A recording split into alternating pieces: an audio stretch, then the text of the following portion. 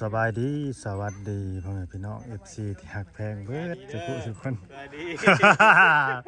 อันนั้นคือหล่อๆแหลมๆอยู่เด้อนี่เอาบ่น้องแต่เฮ็ดเวียกดูเนาะน้องแต่เนาะสบายดีเป็นการเริ่มปรับเปลี่ยนโอ้หญ้าแป้นแล้วบ่แถวนี่โอ้มีกระปล่อยมันตายยังส่วนออกอ๋อปรับเปลี่ยนตัวเองใครให้มันตายข้างน่ะบ่ยากเด้อยาแล้วเนาะยามาฉีดหญ้าโลดเอายามาฉีดเลย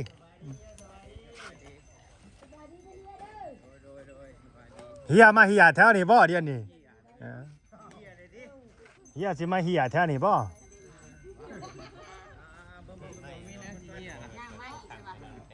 ไผสบายดีเฮียล้นโดยเงินน้ำเบาลาวเลยเดี๋ยวนี้โอ้ยังวะขอเฮ็ดหยังกันน่ะลาวถึงเลขได้ขอก็สิให้อยู่ดอกขอเท่าใดล่ะฮะสิขอเท่าใดนี่เบิดนี่โอ้ขอลายนี่เนาะขอเท่าใดว่ามาที่ขอซื้อเบียร์น้องเนาะขอลายไม่คิดได้ซื้อเบียร์สุลุงน้อยกินอยู่ได้กับขอเท่าใดก็ว่ามาเลยแหละฮะแม่น3รถบ่ได้2รถ3รถเหลือเดี๋ยวนี้มันเหลือ3แล้วว่าแต่ทางเบิดน่ะมันที่เข้ามาเทน่ะ4ได้เนาะ4นี่ใช้ดันมันนี่ก็ดันไปข้างๆเวลานะเขามันจะง่ายเลยบ่เขาได้เบิ่งได้กว่าอายุอาญะอยู่เข้าบ่ได้แล้วแม่นเอาหมดแล้วในกระดานเขาได้บ่บ่ลมเขาได้ก็ได้โบนั่นบันไดมันวิดราคาเพราะมันสูงแม่นคันอันด้วยหน้าต่างนี่ลมอยู่แต่ว่ามันบ่วิดราคาเลยมันเทิงน่ะลมมันสูงเนาะแม่นดันมาใส่แถวนี้แหละนี่ดันแล้วก็ดันไปข้างๆเพราะว่าเขาสิไว้ถมบัดเทคานเทพื้นเอารถมาเห็นว่าให้มาเบิ่งก่อนมาแต่ไสนี่นะมาแต่สิยากวิซังเนาะงั้นน่ะก็ได้ออกไปเอารถเข้ามาเลยแหละว่าตกลงกันได้ก็ได้กันเองเราเอาเพลงเด้อล้านนึงได้คนตัวเองเอาล้านนึงได้ได้ฉันให้ก็ได้ก็บ่ให้ก็ลุ้นลงลุ้นลงครึ่งล้านนะลุ้นลงครึ่งล้านก็1,000เนาะเอาพอดีโอเคพอดีย่างไปโอเคตามนั่นแหละ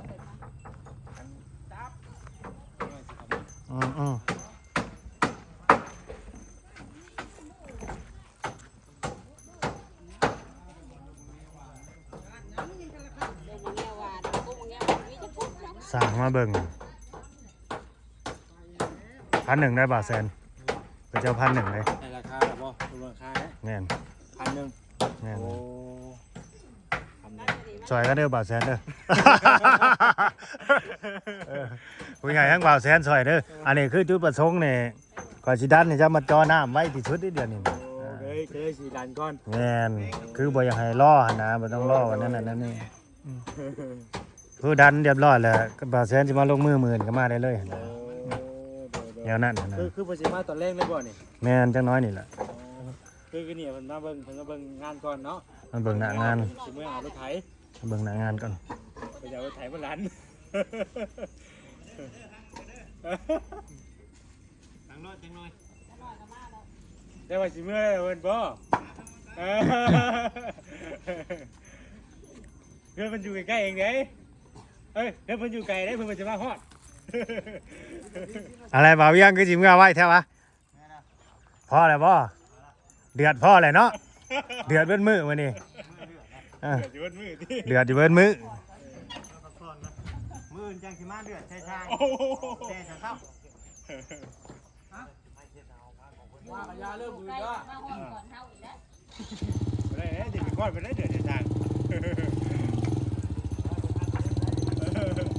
ว่าแต่เลิกอีกว่าเนาะว่าแต่เลิกกว่าจัน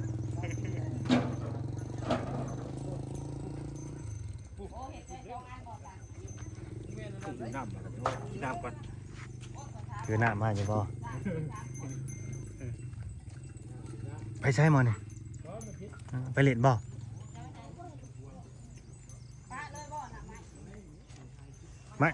ไม่สร้างแล้วว่านะ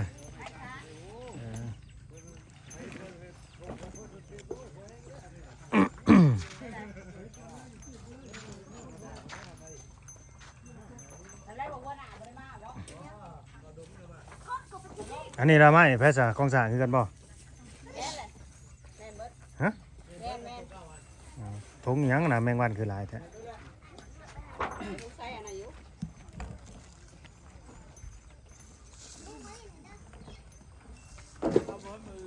1,100พี่น้องเอ้ยพี่เอาเคี่ยวตัวนี้ออกทั้งนี้เอาออกมานอกพี่รถ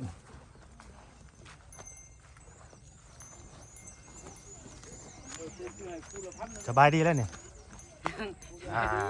หันเด้ เอา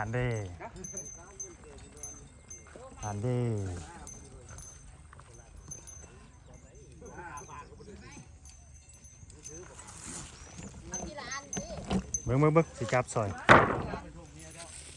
ฉะนั้นโดดมันถอยออกแล้วเขามันสิบ่วิดเขาได้ ตัวนี้แน่มันชีวิตบ่จ้ะ อันเนี้ย ก็ไล่ทางมันก็ได้ เอาไว้ ก็ไล่ทางนั้น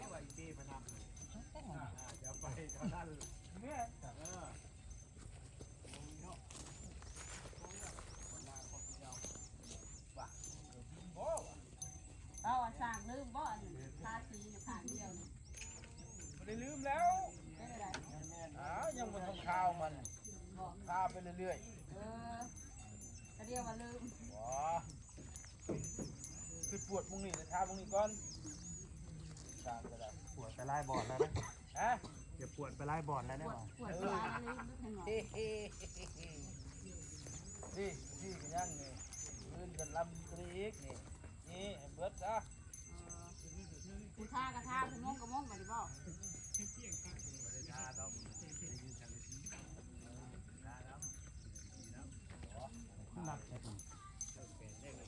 ไม่อันนั้นเลยไม่ทุก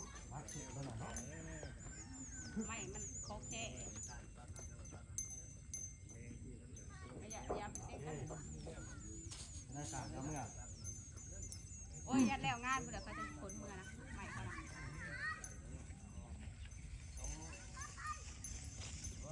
วันนี้สิถ่ายคลิปนี่ให้จบซะ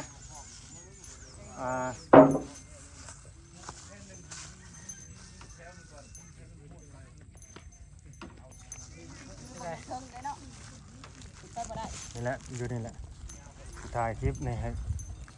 สิแจ้งในคลิปนี่เลยแจ้งข่าวเนาะ แจ้งง เพิ่น บบ่ งกบ่ลือหยังเนาะ ไม่ใช่มาแล้ว เอามาแล้ว ก็ได้ลื่นเลยเอ้ยยิ้มอีหยัง สรุปเมื่อกี้นี่ไปสั่งน้ำก็ซะบ่ แม่นในรถไฟเป็นบ่อยู่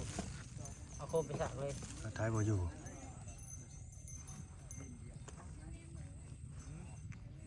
นอนแนะนำใส่นะบ่ ช่างมาดูดินเป็นยังได้ นั่นเลย ละเฮ้ยมันยังได้ หรือว่ารับเซลบ่ตอนนี้ โอ้ยว่าหยอกกันซื่อๆดอกอันนั้นน่ะ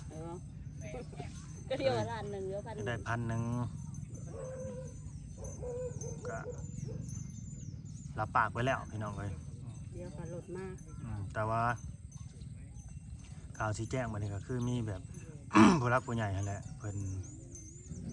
ก็เห็นคลิปเนาะเห็นคลิปของน้องโอนั่นแหละเพิ่นก็เลยแบบให้บ่าวลาวนี่ซื้อของใช้มาให้ จะสิว่าหยังสงสัย เพิ่นเป็นห่วงแม่ใหญ่จักสิใช้เป็นหรือบ่นี่ก็ดีจักสิใช้เป็นหรือบ่ เนาะ จักสิเคยใช้หรือบ่ เป็นอยู่บ่น้องโอเดี๋ยวเบิ่งในหูอยู่ว่าเป็นหยังอีหยัง คิดว่าอีหยัง ผมลังหน้าก็คือว่าเป็นคน พบลังหน้าเป็นแบบนี้ติ คือเคยใช้อยู่นั่นนี่นะเป็น เคยอยู่บ่ เคยบ่ นิวเวีย เอาตังค์มาตังค์มานั่งสิให้น้องมาตังค์ขณะบ่าวลาวยังบ่ได้ใช้เด้อพี่น้องเอ้ย ยังใส่ก็ซื้อมาใส่ บ่เฮาแบบ ต้องเจ้าซ้ำอ้างไงไหน แม่นคันบ่ซ้ำอ้างแน่ใช้บ่ได้ดอกอันนี้นะเนี่ยต้องคนที่ซ้ำอ้างอะนะแบบว่าเขาดุ ดูแลเจ้าของ ดูแลเจ้าของก็แม่นแล้วก็ดุ ชาแรงไหน แล้วก็ดุท่าเช้าท่าแรงหั่นแหละคันอันนี้ก็คันน้องนี่บ่ซ้ำอ้างนี่ก็ ติดไว้ ที่ไม่ซื่อๆหั่นแหละเนาะต้องคนซ้ำอ้าง โอ้บ่อยู่น้ำลังนี่คือสิเดือดขนาดเนาะบ่อยู่น้ำลังนี่ผู้ขับรถนี่โตตึงกันนานแล้ว เท่เลย นี่แต่โตตึงเบิดว่าจังซั่น แม่น 2 4 6 8 10 2 4 6 8 9นับฮอด10ได้ ข่อยก็หมด10 เด้บ่ได้โฆษณาขายของให้เขาเด้อพี่น้องเอ้ย ป้าตัวเอาถูกสีบ่นี่นะ ทุกสีก็แม่นแล้วมันก็มีแบบ มันก็มีแบบ มันมีแบบอีหยังวะลดรอยผิวลดรอยผิวดูดังดำอันนี้ รถหนาใสไร้สิวบ่เอามี3สีได้ซะ ตัวนี้เนี่ยกันแดดคุมมันนี่ตัวนี้3ซองนี่ตัวนี้กันแดดนี่กันแดด บ่าวลาวยังบ่เคยได้ใส่เด้อน้อง ชื่อ โอ้ ไว้ ย เด้อเวลาท่านะ เป็นบุญของเจ้าแล้วนี่ แม่นกันแด เป็น ด เราผู้ใหญ่แบบว่า บ่แม่น เป็น สิ ดู ท่า เม มั่ ต ว ตา เด้ ใด ถ้าต้องเบิ่ง ๆบ่ทาหมวดใด เอาก็ ๆทา คือ ใส่กันล่ะว่า บ่แล้วของไปของมันกันแดดตัวนี้น่ะคืออัน เอามาดีทุกคนเบิ่งอันนั้น ลดปัญหาสิวตัวนี้นะ ปัญหาสิวก็คือแบบทาตัวนี้ก่อนแล้วก็กันแดดทับแม่นซะบ่ จากไรเนาะ กันแดดเขาออกหน้าเอางั้งแล้วเขาก็ทาทับดิ หรือว่าท่า อ่า ซองไฟซองมันเนี่ยนี่ โอ้แต่แม่ผู้หญิงก็ให้ทับกันหลาย หลายสั้นวะ ยังหลายสัตว์ บอกว่า3ซองนี่ก็สิท่าไปเลย อ๋อเขาก็ทาครีมมันตัวกันบำรุงนะแบ ตั บ วนี้สิวตัวนี้ อ่ะ ตัวนี้นะลดริ้วร้อยตัวนี้ผิวดูดีขึ้น นั่นแหละ มิติ ก็คือแบบเขาทาช่องนี่ก่อนแล้วก็มาทากันแดดทับดิเวลาเขาออกแดดตรง สิ นั้น ดูบรรณาทีน้องโอสิเฮ็ดได้ติ จำหนังชาอะไรช่วยเนี่ย ดูแลเจ้าของน่ะคล้ายๆแบบว่าดูแลเจ้าของเนาะ หนาสีขาวก็ อ่ะดูแลเจ้าของนี่แบบว่าท่าให้เบิดนี่นะ เพราะเราบริษัทซื้อโฟมนะบอก บ่เอาแค่ครีมซื่อ เออเราใส่เป็น ๆสิเบิ่งอยู่บ่ นะ สิเบิ่งเลยอยู่บ่เบิ่งเป็นฝากเงินมาให้2,000เท่าใดแต่บ่ได้ให้ได้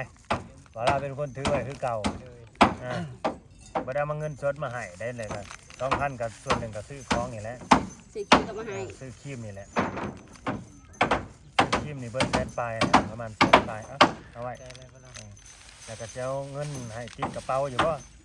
ติดทงติดไถ่อยู่บ่จักเล็กจักน้อย ตัวยั เนาะ งมีติดอยู่ป่ะจ๊ะ เหลือเท่าไรก็เงินน่ะติดกระเป๋าตอนนี้นะ 4,000 มีลายก็ใส่ลายเบิดลายอยู่ซั่น เอาคือว่าได้หาแสนบ่ หาเส้นไปเที่ยวที่นี่นี่เด้อ เงิน500,000ใส่มื้อนี้นะมาฝากไว้นำบ่าวลาว200,000เด้อ คือวัดพร้อมไหม แม่นมาฝากไว้นำบ่าวลาวน่ะ200,000เด้อเงินน่ะเด้ออย่าว่า300,000ได้ คือว่าหาแสนนะบอก แม่นที่ว่า500,000นำมาฝากไว้นำบ่าวลาว200,000 อีก200,000หาจ้ะ ก็ใส่เด้ไปซื้อนั่นซื้อนี่เด้คือน้องว่าแหละเบิด200,000 จากแรกข่อยยังบ่ได้ฟัง บ่เหลือใน ยังบ่เบิดดอก เหลือในโตใน ตอนนี้เหลืออยู่ในโตะเท่าไหร่จกว่าเบิ่ง ยั ยัง ง มั่นใจ บ่มั่นใจ เบิ่งเนาะ2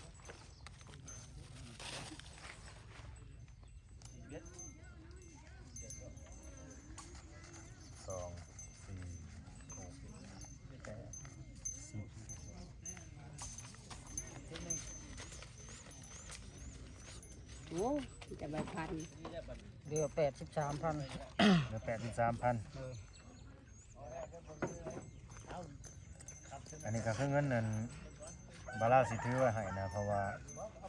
นี่ได้เงินที่น้องเขามาฝากไว้นะ250,000ตัวนี้แหละมาฝากไว้250,000สิถือไว้ให้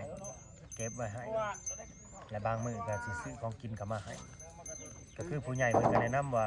สุดท้าย หน่อไม้นี่สุกกินเองได้อีกบ่ ได้ ได้บ่ สุด เพราะว่าบ่าวลาวซื้อมาแล้วหน่อไม้เผานี่ให้เอามาขูดเอามาเกาะมาขูดนั่นแหละเอาภาษาบ้านเฮาก็มาขูดเนาะมาขูดมันเป็น ว่าภาษาบ้านเฮาเขาคือก่อนเอาไม้ขูด เพิ่นว่าให้ซื้อหมูก็มาให้น้องนี่เด้อเอามาเฮ็ดกินกันเฮ็ดบ่เบิดก็ไปฝากไว้อยู่ตู้เย็นแม่นาง เพราะว่าง่ายๆคือมาหมูมาแล้วก็มาให้แม่แล้วก็ตากแดดไว้ติดชิ้นแห้ง สบา สิ้ ย นแห้ง แม่นเฮ็ดเองนี่ซื้อเป็นหมูอันเป็นโลเข้ามานะแล้วก็มาเละแล้วก็มักแบบนี้ตากไว้ ก็ได้คือกันเนี่ยน่ะเอาลองเอาหมูมาจากโลหนึ่งเนี่ยนี่เนาะ มาสอย แล้ว เฮ็ด มา ไปเลยเห็ดแล้วมาเห็ดซอยเห็ดสิ้นแห้งสิ้นหลอดเนี่ยเห็ดเป็นบ่ มันก็บ่ได้ใส่ให้ดอกใส่เกลือ แล้ว ป บ่ รุง เล่า นัวกระเทียม บ่เราก็สิซื้อรสดีก็มาให้อีกเจ้าห่อหนึ่งแล้วเอามามักหมูเด้มามักหมูเพิ่มความนัวนะพี่น้องเลย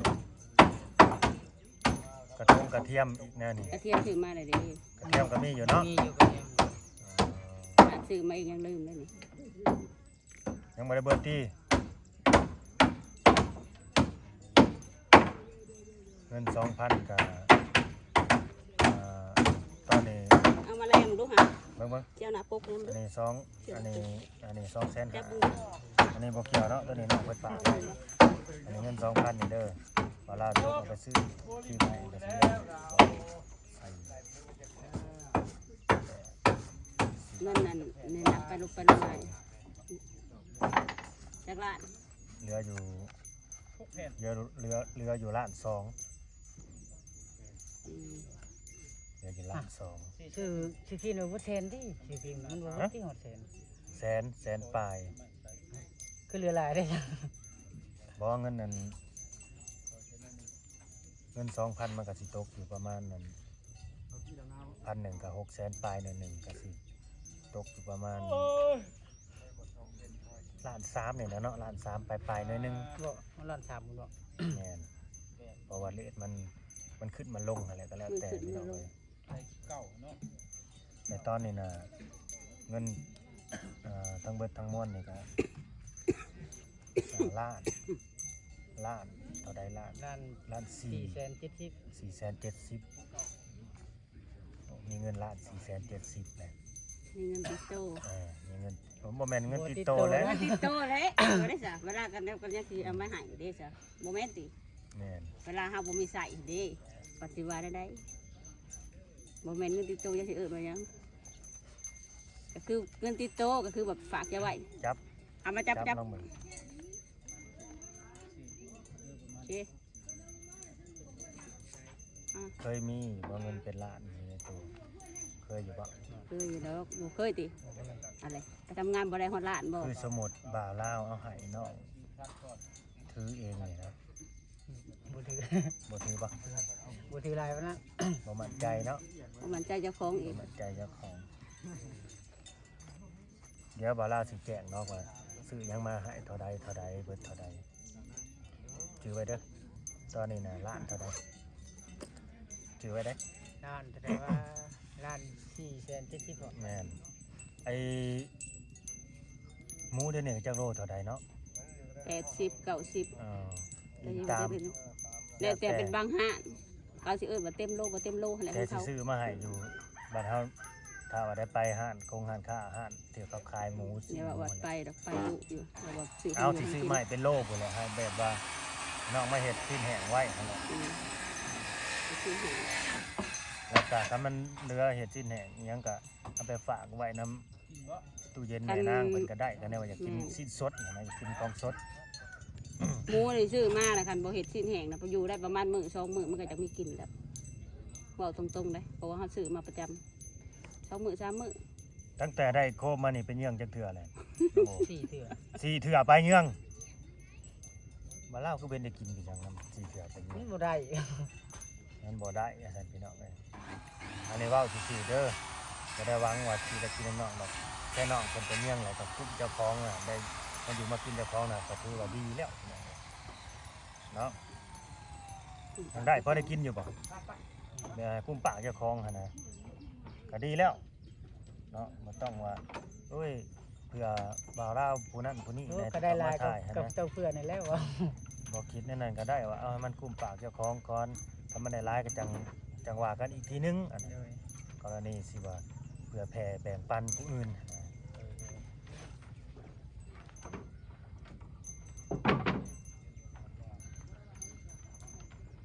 ถ้าก็ยังในได้พอแบบคู่ปากเจ้าของอยู่บ่เขียดด้วยอีหยังแบบนี้ เขียนบ่เคยเอาเถื่อเลย บ่เอาซะบ่เขียน มันบ่เห็น เดี๋ยว แต่ว่าบ่จักเขาตาเขียนบ่จัก มาโตกระดาษไปยังได้แล้ว เนี่ยบ่จักตาเขียนน่ะตีหลายกว่าอันนี้บ่เคยเห็นนั่นน้องเพิ่นเฮ็ดกินอย่างอื่นเด้อพี่น้องเด้อ นอกจากไข่ นอกจากทอดไข่นี่บ่าวลาวยังของใจอยู่ว่าหรือว่าสิเฮ็ดอย่างอื่นบ่เป็นบ่นอกจากทอดไข่เจียวไข่และเมนูอื่นนี่บ่เห็นเฮ็ดแล้วบ่มีให้เฮ็ดนะ หาหน่อไม้มามุกกินเด้อ เดี๋ยว เอาหมักมุกหน่อไม้กับหมักมุกหน่อไม้ซุปหน่อไม้ ซุปหน่อไม้คือกันเดี๋ยวมื้อหน้าบ่าวลาวสิซื้อหน่อไม้มาให้แล้วให้ซุปให้เบิ่งสิซุปเป็นบ่ เอาเฮ้ยครับนี่เฮ้ย ให้เฮ็ดเอง ให้เฮ็ดเองเราเบิ่งเพราะว่าน้องเพิ่นว่าเฮ็ดเป็นเฮ็ดได้ ตาเบิ่งแล้วนะคะแนน แต่ว่าที่ผ่านมาก็เห็นแต่อ่าทอดไข่อย่างเดียว ซื้อยานาง แถวนี้มียานางอยู่บ่ มีอยู่ตามต้นยาง คันมีแหละเก็บมาไว้โลดยานางเพราะเฮาต้องใช้ ต้นยางบ่ เวลาเฮา ฉีดยาบ่ บ่เหลือแล้วส่วนยางสิบ่ฉีดยา บริสิทธิ์ยาชนยางใหญ่เลย ฉีดก็มันก็สิหลายปีแล้วเนาะแต่มันใหญ่และยางใหญ่แล้วก็บ่ฉีดเนี่ยหญ้ามันก็บ่ค่อยขึ้นเท่าใด เอามาเผื่อก่อนเด้อ ลายลูก สิซุปหน่อไม้ ลายจะท บ่ย่านบ่ให้เอามาเผื่อ นี่ล่ะยานะบ่ ยาแล้วมัน โอ้ยเขาซื้อเขาก็จัก ส่วนนี้บ่มียานาง ำแม่นส่วนใหญ่นี่ เขากรีดแล้วบ่อันนี้ โอ้กรีดจักปีละ กินเท่าใดแหละเนาะ เขากรีดแล้วเขาบ่ เป็นรวยเลยนะ เจ้าของเขาน่ะกินเท่าใด รวยแล้วบ่ ได้รถพ่อไป ยางจับแม่ใช่บ่ยางจักพันน่ะนะจักพัน พันปลาย พันปลายตัวใหญ่ตัวกรีด พันปลายปลายสำเฮาบ่จัก ได้รถพอหลายคันเลยเนาะ วันนี้โอ้รถเราสองคันเลยได้ อืม สองเยี่ยกันมันจะคันหนึ่ง โอ้บ่ธรรมดาดิซะเนาะ ยาวสองคันเลยฮะ เราเฮ็ดเองลาบ่นอนนี่เจ้าเนาะ เฮ็ดเองหั่นเลย บ่ได้จ้างคนเนาะเฉพาะแล้วจังได้หลาย เฮาก็ถามมันใหญ่เฮาก็เฮ็ดเองเหมือนกัน แม่นจ้างคนบ้านแบ่งเด้ เฮาบ่อยากแบ่งเด้พอสิได้อันเรือนี่ เวลาบ่ มีอะไรเนาะ มีใด เวลาน่ะ ตัวอยากเราเล่าใหญ่เดี๋ยวจะไปเฮ็ดกรีดนั่นดอก มีใดคอยว่าเผื่อย่างขอยใหญ่นี่ขอยย่ำบ่ได้เฮ็ดแล้ว YouTube น่ะเฮาสิได้ไปอยู่น้ำหัวน้ำสวนเด้อป่าน เวลาเจ้าใหญ่นี่กับเป็น30-40ผมบ่ทัน ฮะ 2,000 ผมบ่ มาอีก 3-4 ปีนี่แหละ อีก3ปี4ปีก็โอเคแล้วอีก3ปีเอ้าอีก3ก็6แล้วเด้จ้ะ มันใหญ่ๆก็เก้า ตอนนี้ก็3แล้วเด้ ยัง โอ้ย คือหลายคนหลายเว้าแต่บ่ มันบ่ ย่างน่ะบางคนว่า6ปีก็กรีดได้แล้ว แม่น6 ปีก็กรีดได้แล้ว6 ปี บางคนก็ว่า9ปี10ปีไปแล้วบาด 6 ปีก็กรีดได้ เนาะ 6ปีเขาใหญ่สุด ดังแบบสูงชุดก็ประมาณ7นะ อืม บ่ฮอด แบบ ไป เขาให้ เก้า ใหญ่เต็ม บ่ฮอด ที่ ข่อยบ่รอฮอด9ปีเด้อข่อยบ่รอปานนั้นดอก พกข่อยละจัดแล้วบ่ อ่า แม่เจ้า อด แม่คนเจ้าขยันบ่นะบ่เอาหลอกรุ่นนี่นะ น้ำยางมันดี อดบ่ได้ดอกสิรอ9ปีอยากใช้ เอาก็อยากใช้เงินเลยเนาะ ใช้เงินยางคือกันได้ลงทุนไปก็หลายแหละเนาะไปรอฮอด พัน 9 อย่าง ปี นั้นนะอย่างเจ้า251บ่ตัว600 600นี่จะสูงแบบคุ้มเสียงหลายแบบมันจะแต่มันจะหักแน่แม่นมันอยากล้ม โอ้ลืมบอก 251นี่ก็กรีดจนตาย ตายคาต้นบ่ แม่น กี่หรือว่ากี่จนคนตาย บ่แล้วบ่ เดี๋ยวนี้นะเขาฮิตแต่หาหนึ่งนะ แม่นเขาเฮ็ดแต่251 ช่วงเขาปลูกมันมีแต่ 251ต้นมันเตี้ยแล้วก็แถมลงมามันก็บ่หักอีก ยางเศรษฐี อันใดยางสิที 51 หัก600 เป็นอะไรคือว่ายางสิที ยางแบบนี้ หลาย แม่ใช่บ่ สิตายไว้ อันแล้วตายไว้แม่น นั่นแหละว่ายาง 600ได้จ้ะ 600นี่ 600นี่ ไปเรื่ ยา อ วย นาน ยาวนาน จิ๋วจิ๋วเด้อพี่จิ๋ว บอกไปหอดยาง ผู้ใหญ่ใจดีเนาะ เลย พี่จิ๋วคนเก่าคนเดิมแหละขอบคุณเพิ่น บุญกับคุณเด้อพี่จิวที่ฝากมาชื่อ คิม พ กัน ร นะ แล้วก็เงินที่มาให้น้องแล้วก็ให้พี่จิวอยู่ดีมีแฮงร่ำรวยกว่าเก่าความเจ็บที่ได้ของใครที่มีให้มาเท่าไรก็คืน100 เท่าพันเท่าพอแหละไปทางใดกับลมคุ้มเงินคุ้มคำร่ำไม่รวยกว่าเก่าถึงเบาเล่าวพร้อมกับใจเบาเล่าวน้ำที่เป็นสะพานบุญแล้วก็ให้เบาเล่าวอยู่ดีมีแฮงความเจ็บที่ได้ของใครที่มีแล้วก็ เอาสา ให้ ธุ ร่ำให้รวย สาธุเนาะสมมติปาก ให้มีกว่าเก่า สาธุ ให้คน คนหยัง จักหรือ บ่อยากได้ว่าอ่ะ คน สา หัก ธุ คนแพงบ่ โดยให้คนหักคนแพงตลอดไป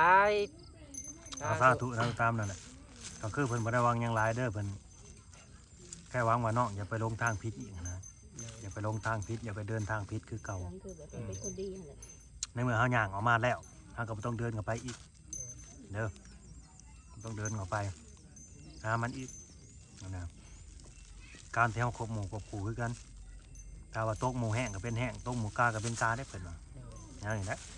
คบหมู่ดีเฮาก็ดีไปถ้าคบหมู่บ่ดีก็เอาหมู่ก็พาเฮาไปในบ่ดีหั้นแหละแล้วมันไปนำเขาบ่ได้ได้แบบน่ะคันว่าเฮาแบบเฮาสิบ่เฮ็ดคือหมู่หั้นนะเพราะฉะนั้นแล้วคนที่ไปนำกันนี่มันต้องเป็นคือกันให้ได้มันจึงไปนำกันได้เด้แม่นบ่เราเว้าสิเป็นไปบ่ได้ดอกว่าเฮานี่บ่เฮ็ดคือหมู่แต่ว่าไปนำหมู่ซื่อๆเป็นไปบ่ได้เขาบ่ให้ไปนำอีกแล้วเฮาก็บ่กล้าไปนำหมู่ดอกแบบนั้นน่ะก็ตามนั่นแหละพี่น้องเอ้ยเนาะขอบคุณ FC เนาะที่เขามาเบิ่งมาชมตั้งแต่ต้นจนจบคลิปคอมเมนต์ให้เบิ่งหน่อยเด้อผู้ใดเข้ามาเบิ่งจบคลิปก็ได้เนาะให้อยู่ดีมีแห้งหักแพงแบ่งปันกันคือเก่าเด้อพี่น้องเด้อสบายดีน้องโอ สวัสดี โดยสบายดีบัดนี้ก็มีแต่ล่อทั้ง สร้าง รถเพิ่นมา ไม่สร้างหัวรถ รถเพิ่นมาดันนั่นแหละพี่น้องเอ้ยเนาะขอบคุณทั้งพี่จูเพิ่นเนาะให้เพิ่นอยู่ดีมีแห้งสุขภาพแข็งแรงให้เพิ่นร่ำเพิ่นรวยขึ้นกว่าเก่าเด้อเนาะเฮ็ดหยังทำหยังก็ให้ขึ้นให้เกินเด้อพี่จูเนาะผู้ใหญ่ใจดีเบิดสุขุสุขคนนั่นแหละเนาะตามนั่นแหละพี่น้องเอ้ยเนาะสบายดี